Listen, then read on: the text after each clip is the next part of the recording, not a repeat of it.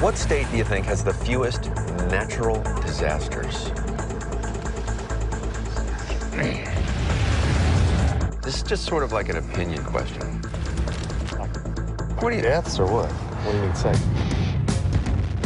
Long before there were borders, huge forces of nature helped draw our map. Without Mother Nature, our states would look very different.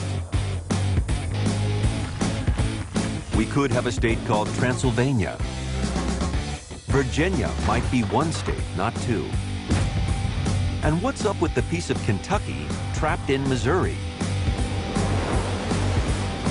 Even today, Mother Nature pushes us around from state to state. It's the history hidden in our map. How the states got their shapes. In this episode, Force of Nature.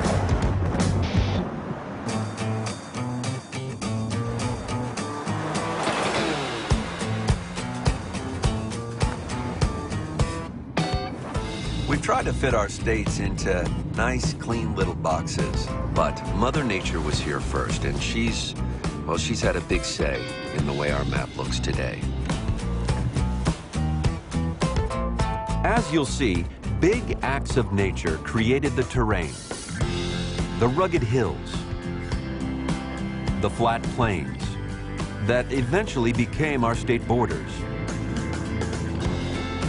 Take America's mountains. One range helped put many of our earliest states on the map.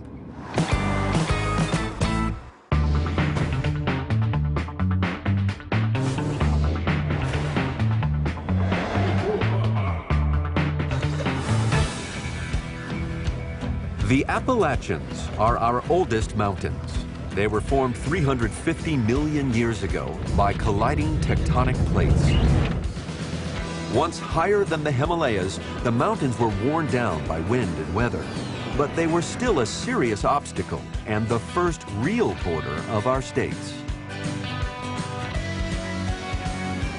The Appalachian Mountains are not particularly high in elevation, but they're quite rugged. They're straight up and down. In fact, one of the curious things about it is that if you were traveling from the Atlantic coast to the Pacific coast in, say, the mid-19th century, the steepest climbs you would encounter would be in the Appalachians, not in the Rocky Mountains. Mother Nature built this massive barrier, but she also created a workaround at the place where three states meet: Virginia, Tennessee, and Kentucky. I'm here in Middlesboro, Kentucky, at the western boundary of the Cumberland Gap. This is a very proud city. It just celebrated its 100th birthday. But there's something very weird about this place. I mean, something truly unusual.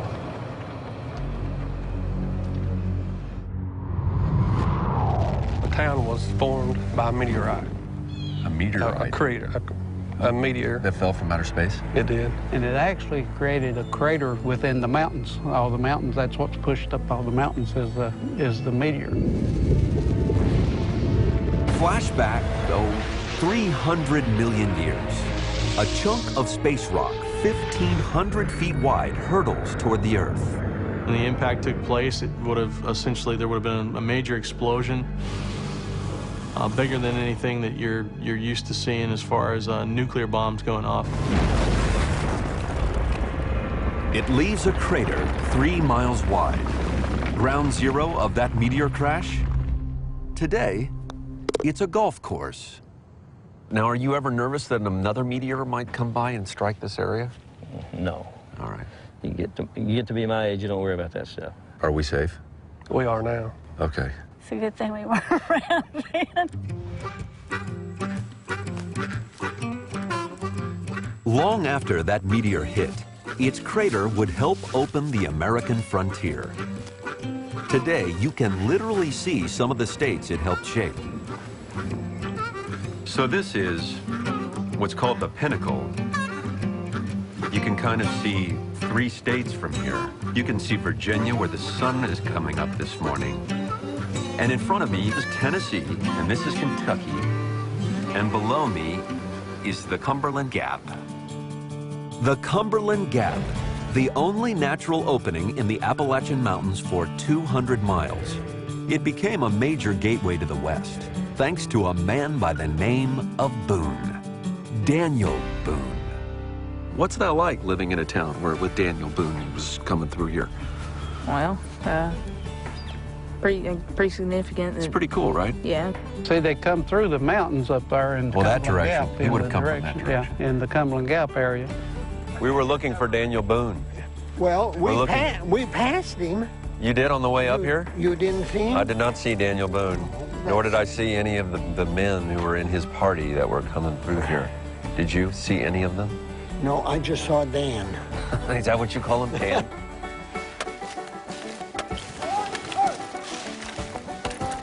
(1775), Daniel Boone and his men clear the Cumberland Gap.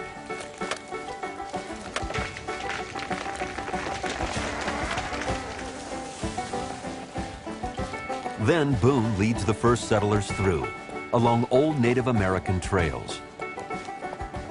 But it wasn't easy.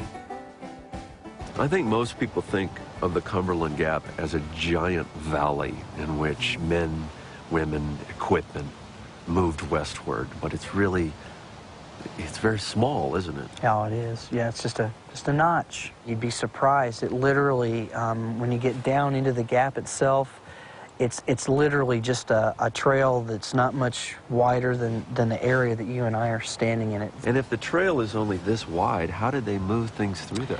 Because of the nature of the trail, folks literally had to make decisions. You know, they had to bring what they could carry. They literally had to live off the land as they traveled through the gap.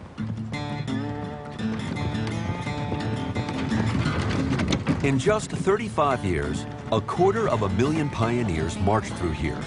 It wasn't long before they wanted their own states. Originally, this land west of the Appalachians was part of Virginia and North Carolina. But when the first settlers came in 1775, they tried to create a 14th colony. They even had a name for it, Transylvania, Latin for after the woods. But Virginia wouldn't let that land go, not for another 17 years. I think it was largely the efforts of Thomas Jefferson saying to them, a Virginian, by the way, you've got to let this go, you've got to let this go, you've got to let this go. So they did. In 1792, the state of Kentucky was born. Settlers carved another new state out of North Carolina, Tennessee. Today, that history is hidden in the map. And that's how a meteor crash in the mountains and Daniel Boone helped shape 4 states. Oh, and the 18th hole. Sorry. How's your game? Not good. All right. What do you talk about with your buddies when you're out here? I'm just curious. I could tell you more off camera. Oh, okay. Yeah.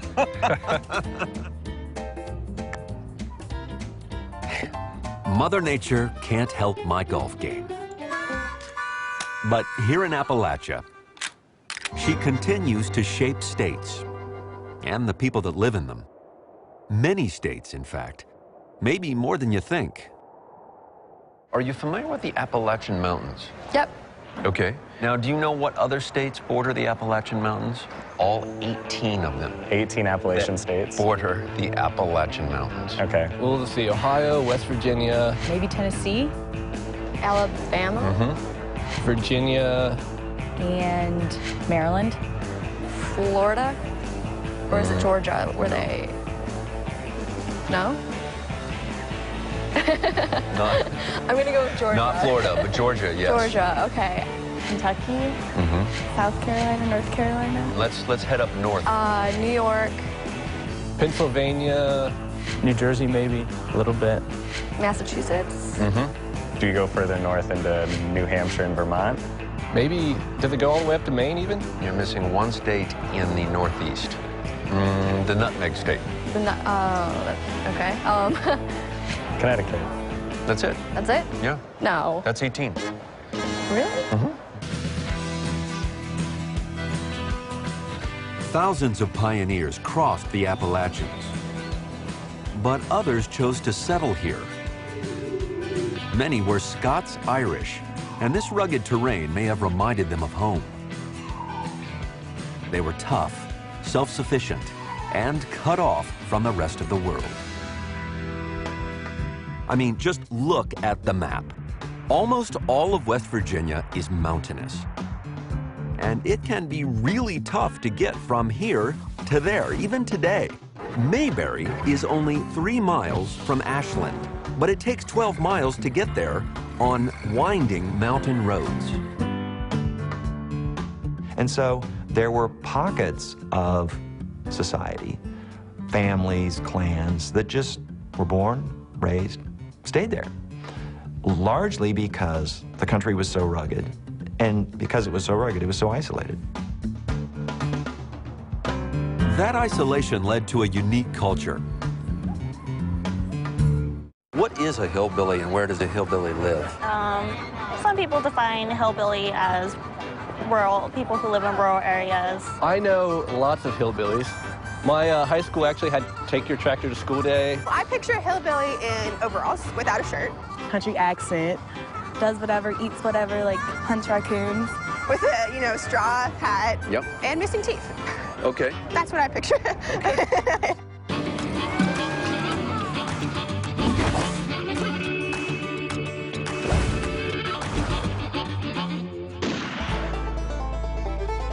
Hillbillies. We all know the stereotype, but where did it come from? You might say it goes back to 2 of Appalachia's founding families and the states they called home. I always thought the Hatfields and the McCoys was just a family feud, but I've been wrong. It's also a border story about 2 states, West Virginia and Kentucky, and the river that separates the 2.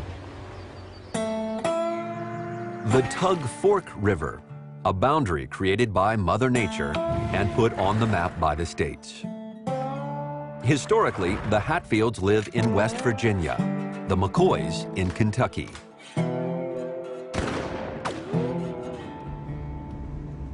Now, I'm in McCoy territory in eastern Kentucky, and I'm looking for a man who can tell me about what is perhaps the most famous feud in American history.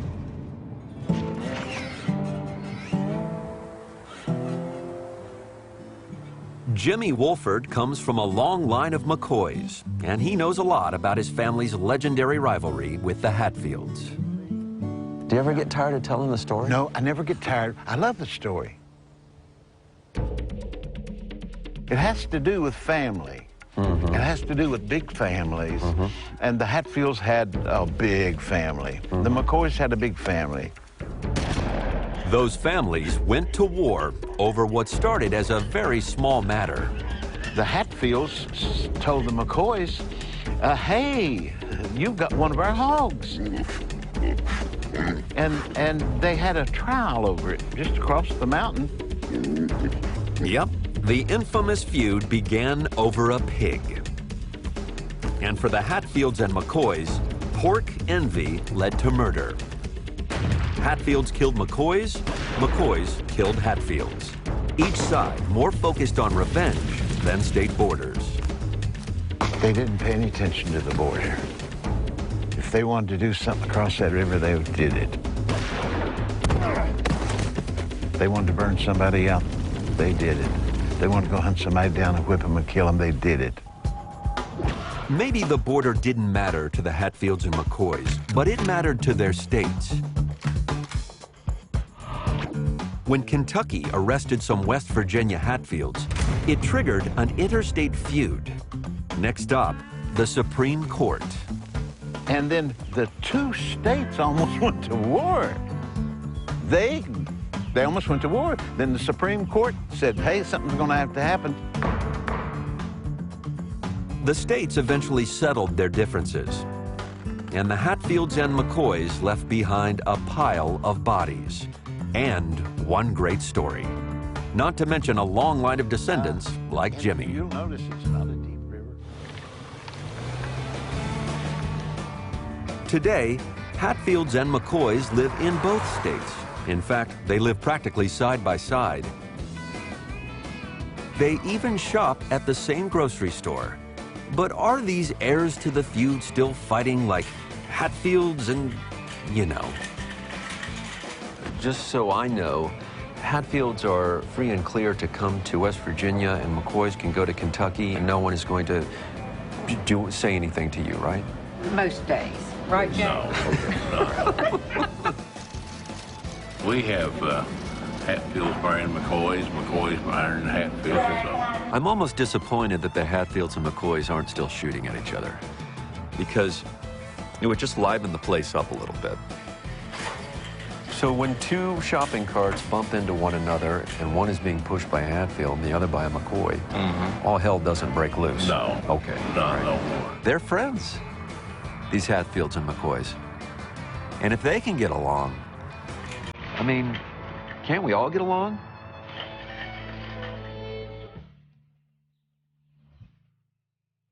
The feud is over, but there's one thing that hasn't changed, and that's the image of the locals as hillbillies. But where did such a narrow stereotype come from? It goes back to the feud. National newspapers painted a lurid picture of unsophisticated mountain folks. It's stuck to this day, and that's got one modern-day Hatfield fighting a war of words. Well, we don't particularly like being called hillbillies. What makes me angry is they think we're not educated, and it makes me angry that they think that about us. We are not uneducated, and we work very hard to educate our children. And we just really wish maybe the rest of the world would get educated on what we are. Our kids all know how to use computers, they know how to use the internet. And contrary to what might be popular belief, they're not killing each other over pigs. Right, we're not killing each other over pigs or anything else. Unfortunately, the Hatfield-McCoy feud still colors our perceptions of this state. But there is one odd thing about West Virginia that's 100% true. It just plain looks weird. Its shape may be the strangest on our map. That's it. Go ahead and take your time. It looks kind of like a bird. Is it one of the Hawaiian Islands? Is it Louisiana? That's West Virginia. Oh. Yeah. Why do you think the borders are the way they are in West Virginia? Well, I would gather based on the name that at some point in time it was a part of some other state.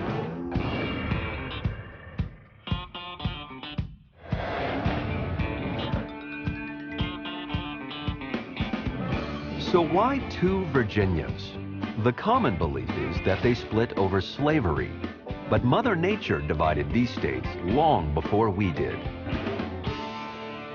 So if Virginia actually included West Virginia at one time, why did the state split in two? Because it came at the time of the Civil War, there's a common myth that it was all about slavery. And it really has more to do with geography than it does with slavery. Eastern, or Tidewater, Virginia, was full of plantations farmed mostly by slaves. That's where the cash crops like tobacco were grown, and that's where the power was. Out west, the land was rugged, and most farmers grew just enough to feed their families. And they kept wondering, hey, what about us?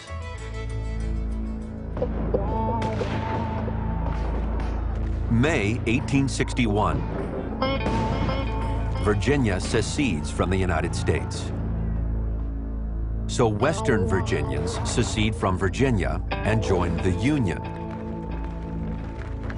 But how come there's this extra bit of land tacked on? Even though people here wanted to join the Confederacy, something made this area especially valuable. A railroad line between Baltimore and the Ohio River. So Congress muscled in and gave it to West Virginia. Now, West Virginia's shape was set, but its name wasn't. Their first name I thought was really clever. It was West Sylvania, which is not to be confused with Pennsyltucky.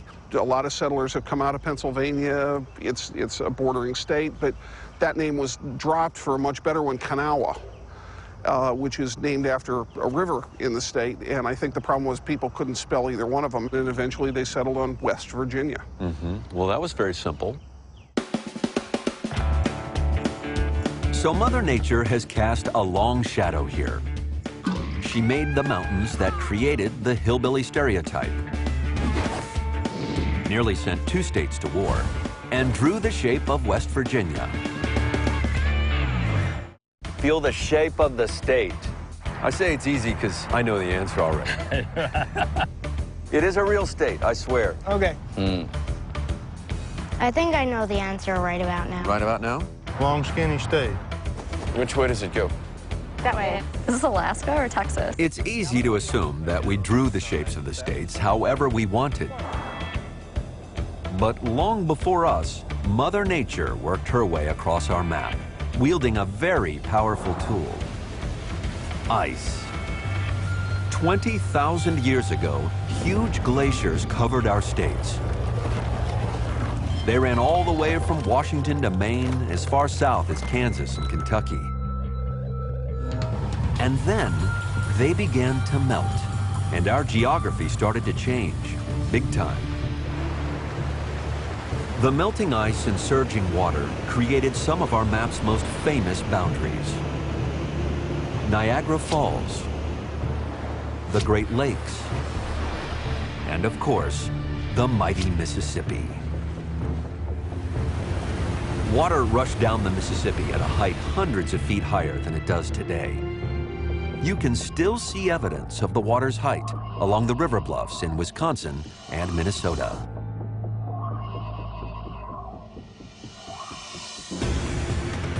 And check out the Great Plains. They're flat for a good reason.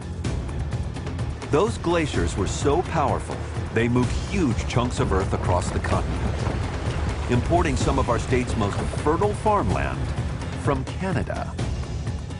When you dump out all that sediment and you leave it in nice flat plains, that makes great farmland, right? So glaciers have affected our ability to grow crops and have affected agriculture over time. These glaciers may also be linked to a mystery. Melting ice might explain one of the biggest disasters in American history.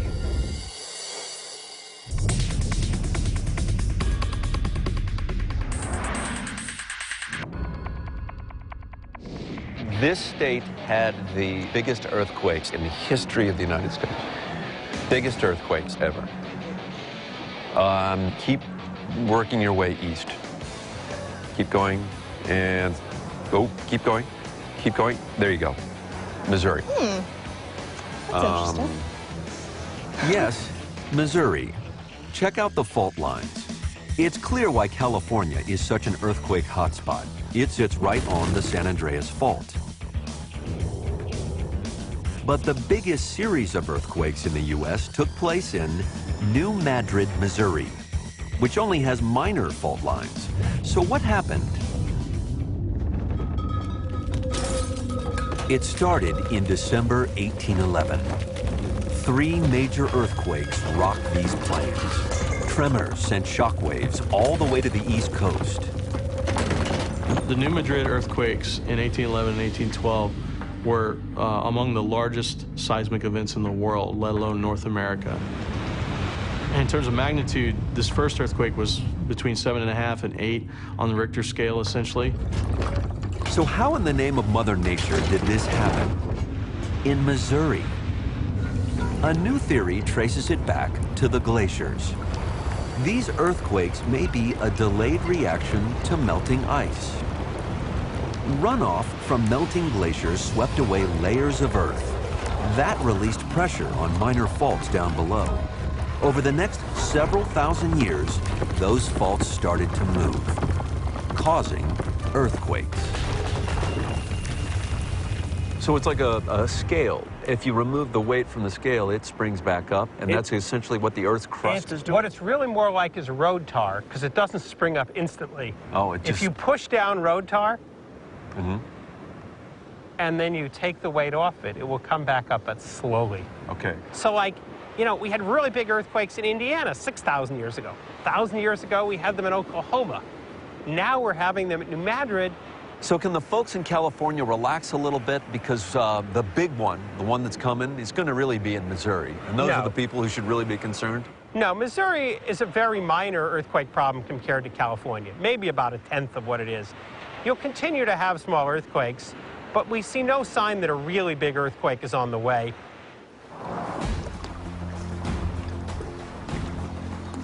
So glaciers may have triggered the New Madrid earthquakes.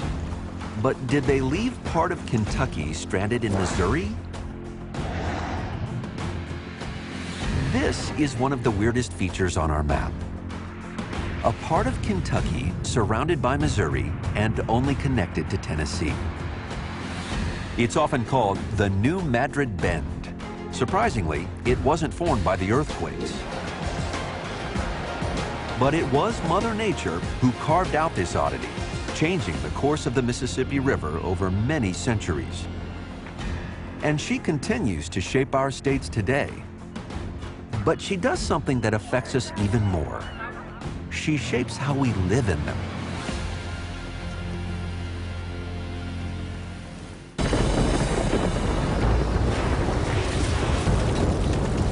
Do you ever feel like the United States is the land of extreme weather? I mean, you turn on the TV anytime and you see a bunch of natural disasters wreaking havoc on some place somewhere in the country. Like here in Kansas, it's practically synonymous with scary weather. You never know when a tornado is just gonna come down and get you.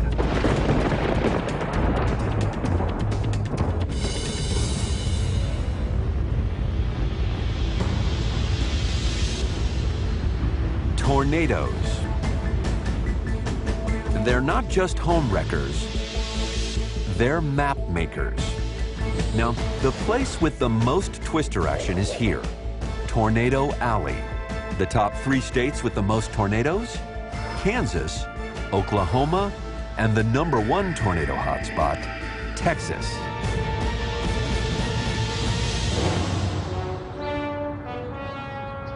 But perhaps the most notable tornado took place in Washington, D.C. August 1814, Washington had a twister that would change history. Americans were at war with the British again. This time, it was the War of 1812. British troops torched the Capitol and the White House. The city was on the verge of disaster when Mother Nature joined the fight.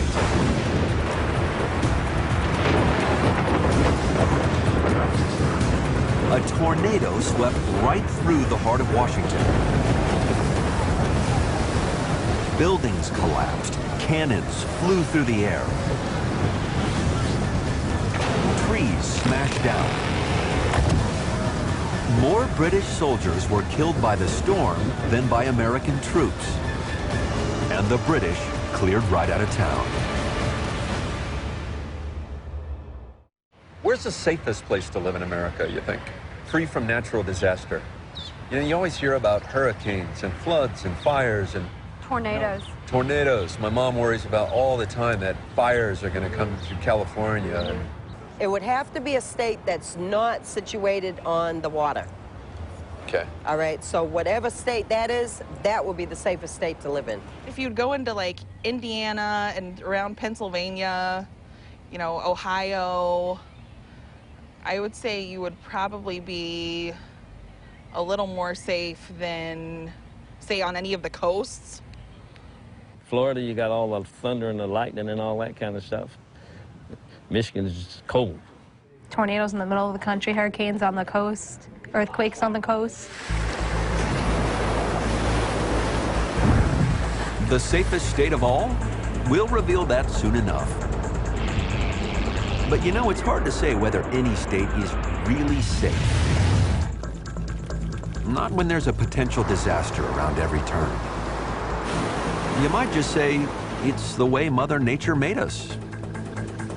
The extremes of weather in the United States reflect the fact that the United States stretches from the Atlantic Ocean to the Pacific Ocean. It's a continental republic, and therefore it has a continental climate.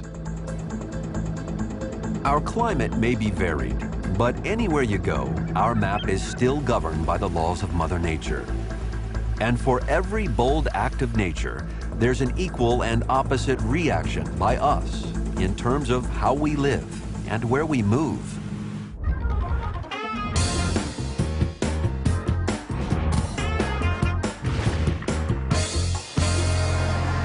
Tornadoes are not the only windy weather to shape our states. Let's not forget about hurricanes.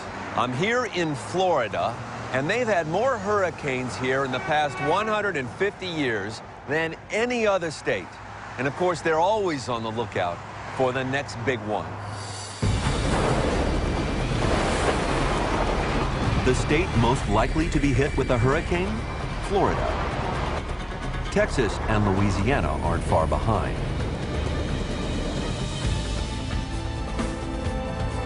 Louisiana in particular is still recovering from one legendary storm, Katrina. More than 100,000 people were driven out of their homes. In this case, our reaction was a permanent population shift.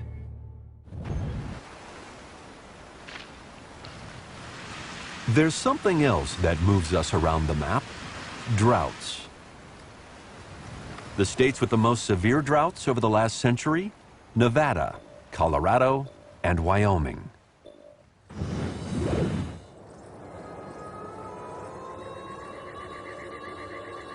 The worst drought in American history happened on the Great Plains. 1934, the soil, dry from a lack of rain and overcultivation, began to blow into thick clouds. It was the start of the Dust Bowl, another huge migration that reshaped our states. And millions of people who had been living in the middle part of the country on the Great Plains, especially the Southern Plains, found they could simply no longer live there. They went to California, they went to Texas, they went to other places.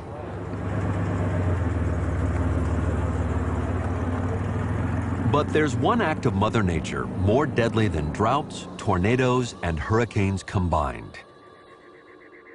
It's incredibly powerful and dangerously common. It affects our lifestyle, our politics, and our economy. It's heat. What state has the hottest temperatures right now? Well, I would say right now, the way we have in Massachusetts, it's hot as hell. It's right here in Boston. It's got to be, what, about 97, 98? Yeah, cool 97. When I lived in Southern Maryland, it is so humid and it is so gross that I think that's pretty miserable. Maybe like Arizona, Nevada. Texas, I hear, is just horrible. The humidity's bad, the heat's bad.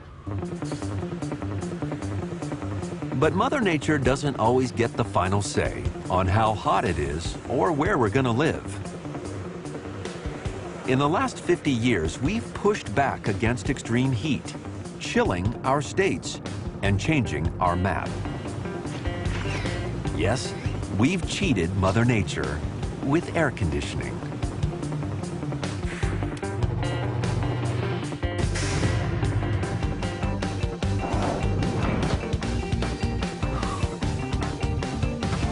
Stan, what cities would not exist in the way they are now without these air conditioners? Well, you wouldn't have Miami or Atlanta or Houston or Dallas, Las Vegas, or certainly not Phoenix. Los Angeles would probably be clinging to the coastline and would not have grown inland into the hotter areas. You mean everyone in Los Angeles would live in Malibu? Take a look at what's happened to the most populous cities on our map. 1920 was the first time that any of the top 10 was west of St. Louis, Los Angeles, California. For most people, those western states were just too darn hot. In the states where there was no air conditioning, what year are we talking about? Well, before 1960, only 12% of houses had air conditioning. Then, air conditioners changed our lives and our map. In 1960, Houston enters our top 10 cities for the first time, soon followed by Dallas. As air conditioning spreads, Arizona stakes its claim with a red-hot Phoenix. And California plays host to 3 of our biggest cities. Now there's only 3 left in the East. That dramatic shift has had a huge impact on our map, our economy, and our government. How has air conditioning shaped our politics in the United States? The Sun Belt has gained 88 seats in the House of Representatives over the Northeast and the Rust Belt since 1960. And that means 88 votes in the Electoral College to elect the president as well. So are you suggesting if it weren't for the air conditioner, Al Gore might have actually been elected president? A combination of air conditioning, migration, and the unusual nature of our Electoral College system all combined to produce that result. Thanks to air conditioning, we've changed where we live and how we live there. But there's more than one way to beat the heat. Don't open your eyes. See if you can tell what it is by just feeling it. It's Hawaii! No, I'm in Texas! I have my Texas. Oh, there it is. It actually matches. Oh, it's the same color. Our... Yeah, there it is. You don't even know how to put it. There it is.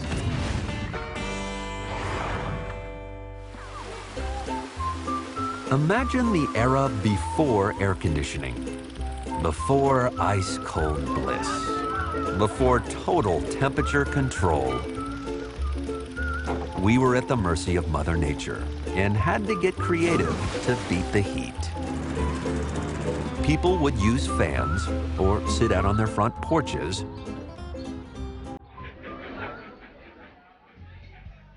or else they would just come here. This is part of a Texas tradition that began in the 1920s. This place is a relic of pre-air-conditioned Houston. This is the West Alabama Ice House. This is a place where people used to come to get blocks of ice and try to stay cool. Now it's a place to just have a nice cold beer on a hot summer day and just try to be cool. Back in the old days, there were more than a dozen ice-making plants across Texas. They shipped out huge blocks of ice to places like this, which then sold them to their customers. But these days, it's not all business at the ice house. As an ice house, did they store blocks of ice here only and then distributed that to people in the city, or did it store things to keep cold? This was a distribution point for people to come, and get their blocks of ice to put in their ice box, and they could also buy their perishables here. These ice houses must have been the coolest spot in town. Yeah, people probably even came here during the day instead of staying at home because it was probably too hot in the house. They probably hung out at the neighborhood ice house, just like in other countries they would hang out at the town square. Uh-huh. You don't sell the block of ice anymore. Can I buy cheese, eggs, butter here? Probably in the 40s and the 50s, yeah. But can I buy it from you today? No. Okay. Just beer. Just beer. Ice houses like this were not only designed as early convenience stores, they evolved into places where you could spend all day escaping the heat and making yourself at home. Literally. For some people, ice houses still are. This is a great place. I mean, where else can you go and play basketball, foosball, listen to great music on the jukebox? You can come in here at 10 o'clock in the morning and have a beer. You can spend all day here. You can spend all day and all night here. You can just stay here 7 days a week. There are people that live here. We have people living in their cars outside of this bar. Washers, horseshoe pit right here that y'all are shooting from. you could even call this place your home and maybe put the address on your license. Well, I'm a tax professional, and I actually have clients here, and I use this address for their tax returns. I have my driver's license, which is 1919 West Alabama. That is the ice house. Boy, what better way to ease the pain of taxes than to have them done at the ice house. That's right. In Houston. This ice house is still thriving, but most have fallen victim to our love affair with air conditioning. Face it, air conditioning has changed our map and even our elections. It's changed what states we live in and our largest cities.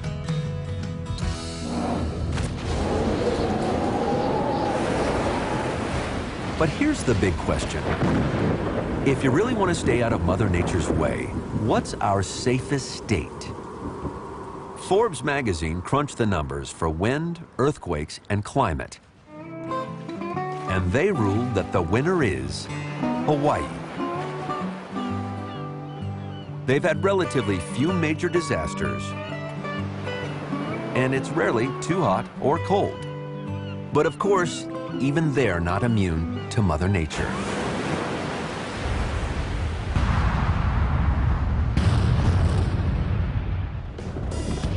In the end, it seems like there's no state that's totally safe. Because whether it comes to moving mountains or moving people, one thing is clear. These are Mother Nature's states. We just live in them.